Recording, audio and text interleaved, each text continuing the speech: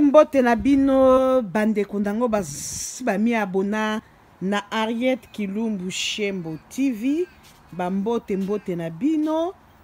Mbote na bino anazola kisabino kaka bokota kota bao ba abonné na nga sika ba abonné na nga kala opena ba koti te bokota kota bomi abonné na Mama Ariette Kilumbu Shembo TV ezui.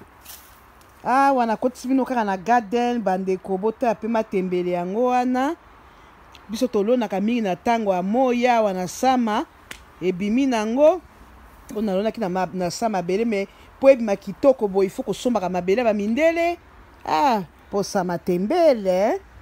ba misusu tolonaka yango na bapo bomoni bapo yango oyo o tozabwe bapondu yango wana naloni na po olenaki esomba mwa pondu oyo ya mindele mama naliaka ta mwa bio na ngai ta ndenge ezodenda naliaka mwa bio na ngai nalonaka yango na kati ya bapo nakosenga na bino bokota na Ariette Kilumbu Shembo bokokuta pondu ya modele ya batetela ya bamongo ya bakongo ya baluba ya mai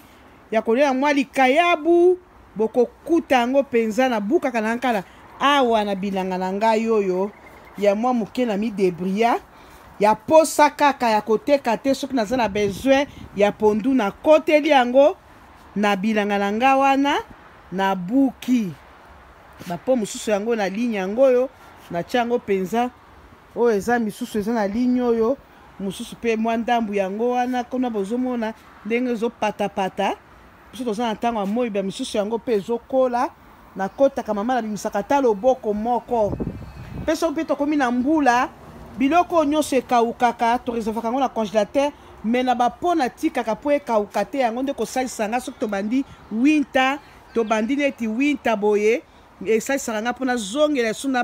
nalona esu bilanga na ngai oyo posa te bandeko esengo te bapo mosusu yango wana kuna o wana kuna ntango nakobimisa matembele mosusu na okelo nango na bapo na ngai wana kuna bokotakota bomi abonné na Ariette Kilumbu Shembo mboka nazali naza na kati ya Australia mama na Australia pe tolonaka te toliaka pe biloko ya bio toza na poto me toliaka biloko ya mboka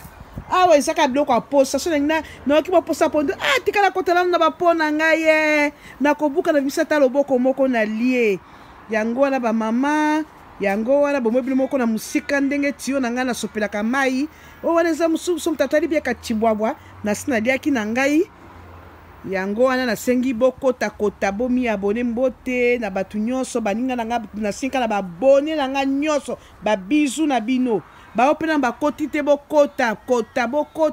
bomi abone bokokuta bile ya ndenge na ndenge na kati ya chaîne ya Ariette Kilumbu Shembo okosepela soki defo ekozala na kati ya émission bino moko bokorijaka yango deja na sepelaka bino baya mwasi baya mobali bomi abone awa siko mwa ndambo awa lobi bandeko nakoka kobuka mwa pondu na ngai nabetango kaka mai na mwa likia mbote ata bokota abonnez-vous chez Mama Ariette Kilumbu Shembo TV eza wa bino Mama Ariette na kati ya Australie bomi abonné bye bandeko na ngai nyonso baabonné boza ebele boso bokomi ebele bokomisinga mpe mwa musika nzambe apambola bino napesi bino nyonso babizu moye natanga bakombo eza te mpo boza mingi fona akumisaka bino bozala bien bonjour bonsoir à tous.